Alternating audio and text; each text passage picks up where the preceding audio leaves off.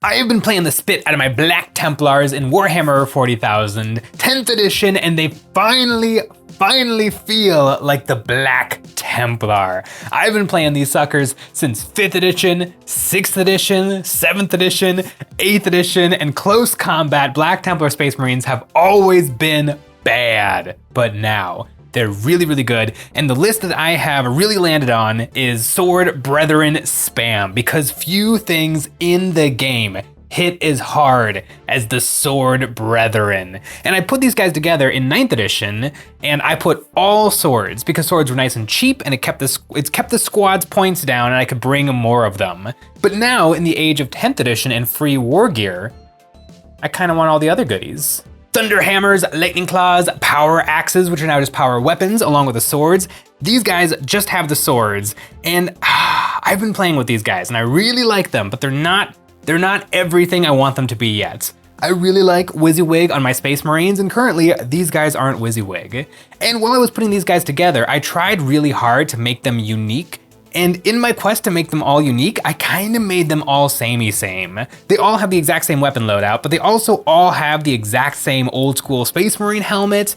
I kind of don't like how the kit gives each one of them their own special backpack decoration, because they all kind of feel exactly the same. So I want to take another look at these guys. They're done, but I want to make them extra done. I want to cut them up. I am completely satisfied with these models, and I really considered just buying more and building those with the war gear I want and leave these guys alone, but that's silly. I know I am capable of swapping the weapons without damaging them too much. Step 1, going back to the sprues. And luckily, I never throw anything away, so I still have all the old cool parts that I didn't glue on before. And pro tip, always just glue on the cool parts. Now my Black Templar will be harder than normal to hand swap. On most Space Marine kits, you can just slice right at the wrist and be done, but on my Black Templar, they're all shackled to their weapons, with dangly chains, so the surgery is going to be much more invasive. I have this jeweler saw. Sawing isn't ideal because it has a kerf. There will be a certain amount of plastic that is destroyed, unlike with an X-Acto blade, but this saw is about as thin as it gets. I lined it up above the cuff and started sawing, going really slowly. Games Workshop plastic is soft, so I made steady uniform progress going through the arm. And he ended up snapping off the base. Annoying, but actually really helpful. Now I can get at this wrist from the bottom. After a bunch of sawing, I made it through, and I might do this when I build more of these guys. This wrist is a really good pivot point to get more poses out of the box. The first new weapon I want is the Thunder Hammer, and I have some options. The big hammer from the Deathwatch Veterans kit, the medium one from the old Vanguard Veterans kit, and this little one that comes in the Assault Intercessor box. Seeing it besides the others, I could never use it. Why did Games Workshop make the Primaris Thunder Hammer so small? I cut the original hand off the Thunder Hammer and the handle and blade off the Sword Brethren hand. I want to recycle the cuffed hand. Then I drilled a hole up through the fist and through the handle of the Thunder Hammer, so I can pin these with a little bit of 1mm brass rod. I plastic glued it all back together, and it's looking good. If it wasn't gray plastic, I would never know that this wasn't part of the original kit. On to the next fella, Sean's Bane. All these models were named after our mega fan tier supporters on our website. Their names are immortalized on my Templar army, and they come with me when I play locally or in tournaments. And that's not all our website has to offer. EonsOfBattle.com is the place to be to find our merch, like our new Nick and Jay dice, and the best way to support us doing what we do with a membership. Each month, members get a credit that they can use on our new monthly terrain packs or any previous pack we have ever made. This month, our new terrain is the Clone Expansion, a part 2 to our spaceship interior with all new wall sections for building out the grisly facilities of a cloning laboratory, complete with examination/autopsy tables, cloning bays, and new doors. And the cloning doesn't stop there. The cloning towers are macabre monoliths drooping with pods full of fresh recruits or test subjects, depending on the needs of the mad scientists who operate them. I sawed off Sean's Bane's power plant topper and his heavy bolt pistol, and I sanded these areas smooth, and then I clipped off the pyre pistol. No more lame one shot hitting on 3s for this fella. D6 shots torrent from now on. And for his backpack, I'm going with my classic skulls of the fallen Battle Brothers. I picked a few from the Citadel Skulls box and glued them down with superglue. Then for a little added flair, I put an epic basing candle onto some green stuff to make it look like it's melted down. Then I added some nails in the form of sewing straight pins to represent the skulls nailed down so that the previous owners of the power armor are still crusading eternally. Going back to my Thunder Hammer guy, I decided to give him the plasma pistol. For every 5 guys, 1 can have the plasma pistol, so why not him? I pulled and twisted his bolt pistol with a worrying amount of force, and I got incredibly lucky. It snapped off clean, so I can just swap it out for the plasma. To add a little extra fun, I took a scope from the Primaris Intercessor kit and glued it on the side of the pistol, in the Han Solo configuration. It feels really weird to be slicing into models that I am completely happy with. Like, I like the paint, I like the build quality, I just want the new weapons. And the next guy on the chopping block is the Twin Lightning Claw guy. Lightning Claws have never really been a profile to write home about. They're pretty good. It's a lot of attacks that are a little bit better than chain swords, and it kind of isn't anything amazing right now. It's 5 attacks, hitting on 3s, strength 5, AP -2, which is very nice, damage 1. But these are the Sword Brethren in Warhammer 40,000 Black Templar 10th edition. I can edit the profile to kind of a hilarious degree. With Oath of Omen or Grimaldus, I can have reroll hits on those 5 attacks. With the Crusader's ability, I can have +1 damage on that profile.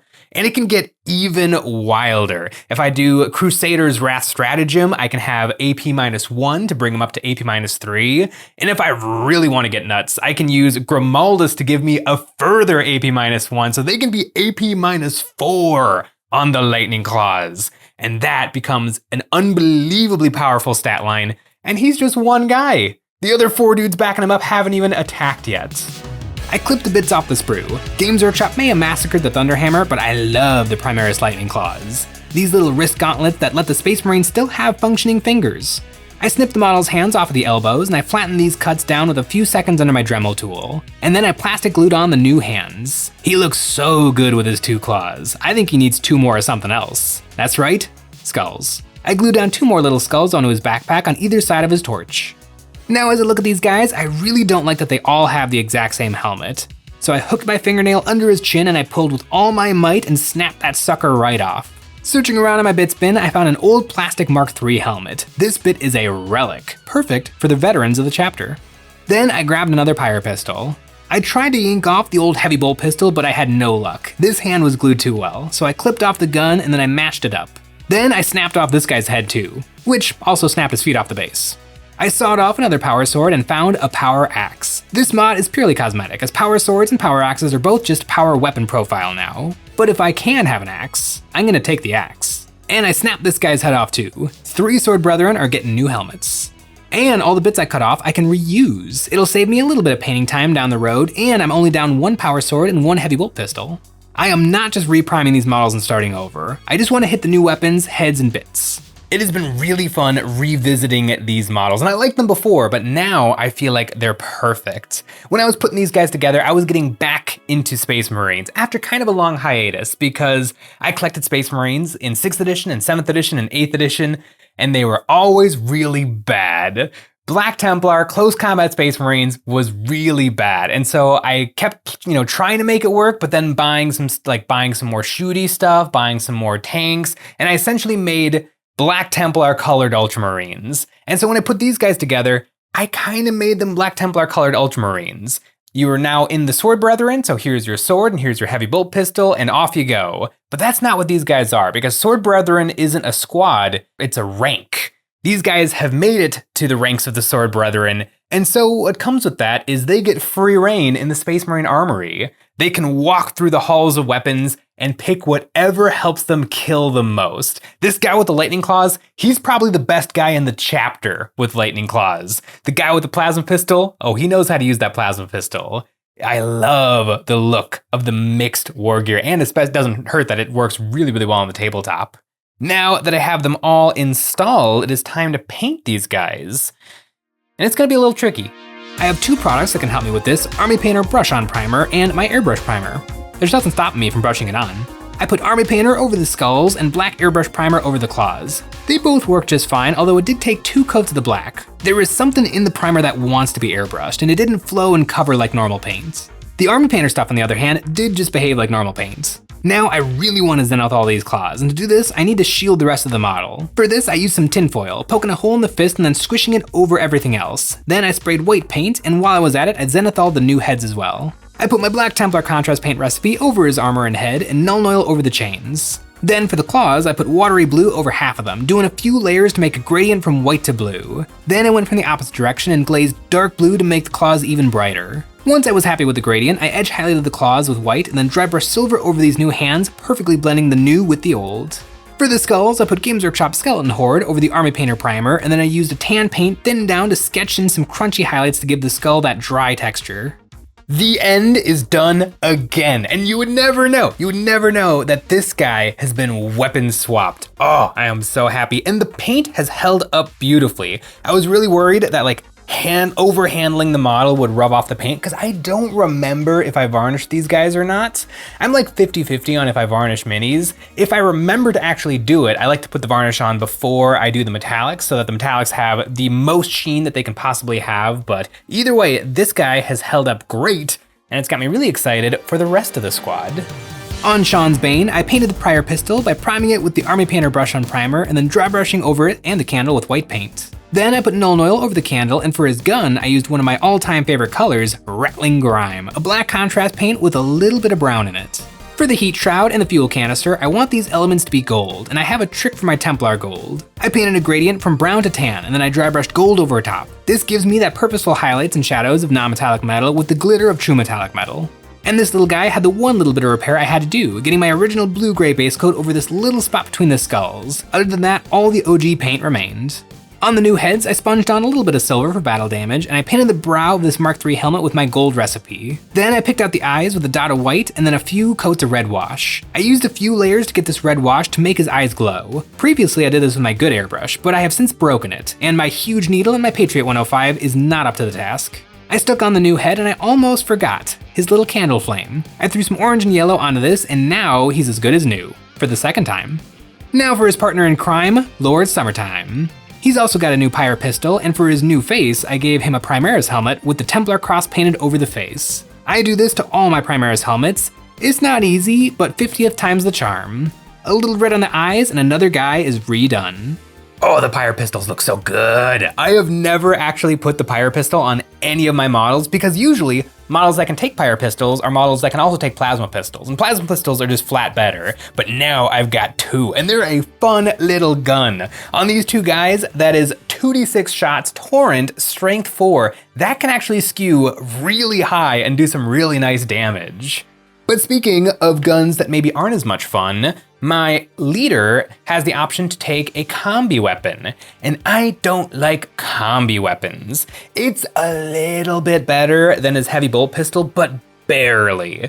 It's 2 shots hitting on 3s, devastating wounds, which is fine, but it's only gonna happen on 6s, on a gun that maybe is gonna shoot twice a game.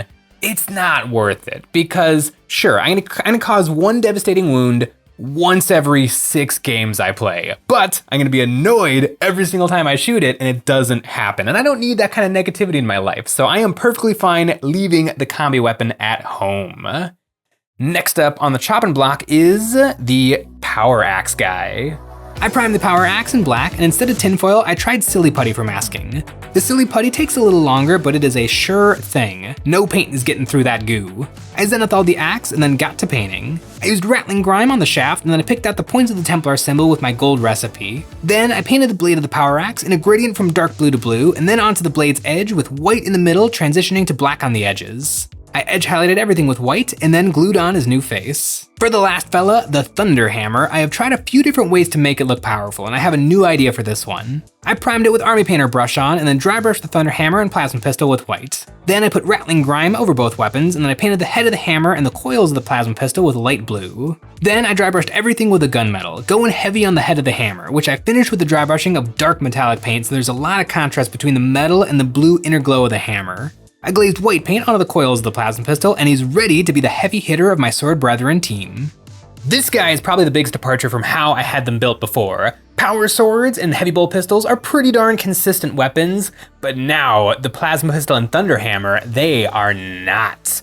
The Plasma Pistol is lovely, only 1 shot, but if it wounds, it's probably gonna kill something. And similarly, the Thunder Hammer, 3 attacks hitting on 4s, so only 50-50 chance it hits, but when it hits really, really hard. And I love stacking both of those weapons on one guy because if there's gonna be one model standing in the squad after they take a bunch of wounds, it's gonna be this guy. With that done, these 5 Sword Brethren are done again. I don't know what it is about Space Marines, but seeing the proper WYSIWYG on my models makes me really happy. All of the appropriate war gear that I've been using in my games actually represented on the models. I think it also helps in-game, like when I'm quickly scanning the board trying to see all of my options and I see the 2 Pyre Pistols, it helps like the synapses fire of what those Pyre Pistols should be doing, what that Thunder Hammer should be punching. It's really, really nice. And they're not ramshackle. Like now seeing them done again, I can barely tell that these guys have ever been the wrong loadouts. It is the classic conundrum in 40K of an edition changes and all of a sudden you want different war gear on your models than you did previously. Although, I can't imagine Games Workshop is ever gonna go back on free war gear, which I actually think is a really good idea because previously I put these guys together based on points costs. I kept them as cheap as chips. But that's not really the fun of the squad. These guys are supposed to be the most badass Space Marines of the Black Templar with whatever war gear they desire. That makes them a lot more fun than just Space Marines who can take a couple of extra power swords. I really like them. I've finished these 5. I got 5 more to do, and I may or may not have 10 more sitting in a box waiting for me to put them together. Thanks for watching.